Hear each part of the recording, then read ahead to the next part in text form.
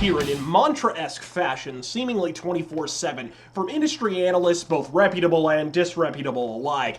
Games cost too fucking much to make. Albeit sans the fucking. But once again, I think the gaming media at large is so intent on the budding of each individual fern and spruce, they fail to make account of the forest that's springing up around them. Games are getting more and more expensive, and like the record industry before it, and of course the film industry, the indulgence and excess of AAA development also happens to be killing variety, innovation, and experimentation. But the real story here isn't the inevitable blowback from 2 decades of steadily increasing, game budgets. It's the widening canyon between the small market and large market video game titles. Just as the gap between rich and poor in the first and third world has expanded during the present worldwide recession, so too is the gap between indie and AAA. When I made my argument in vlog number 34, The Video Game Crash Part 2, The Digital Downfall, that indie gaming is incapable of saving an industry that is rapidly just plunging in a sustained downward arc, I was referring to exactly this phenomenon more than anything.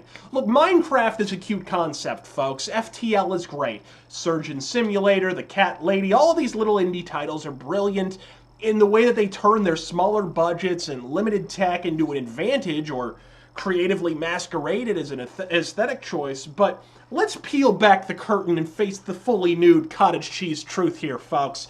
Not long after the advent of motion pictures were films being treated seriously as works of art, literally within less than a decade of the medium's inception. And I think that has as much to do with the artist's tools as the intent with which they're wielding them. Indie gaming will never ascend to the position it must occupy in order to save the industry until it's able to get its hands on the same bleeding-edge technology that major AAA developers have implicit access to. Look, if Quantic Dream could make a densely detailed, immersive mystery out of Heavy Rain's exotic tech, even if it was effectively Simon Says with titties, imagine what a talented indie studio, a point-and-click developer, let's say, could do with the very same. And titties.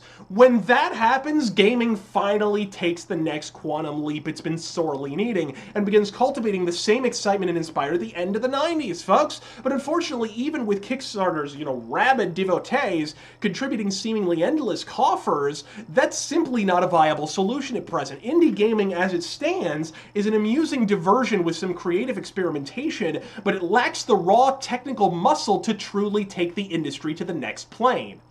Looking Glass Studios, developers of the Thief, System Shock, and Ultima Underworld series, are often mischaracterized as an indie developer, right? That isn't strictly speaking factual.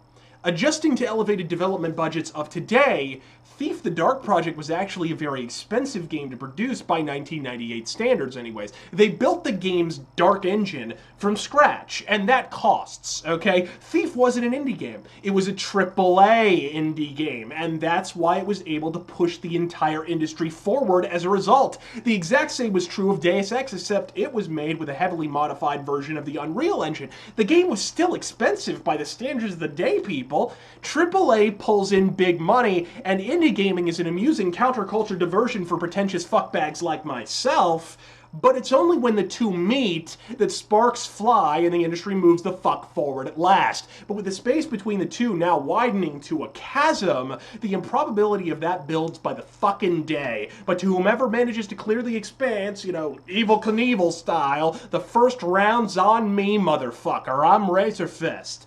God fucking speed.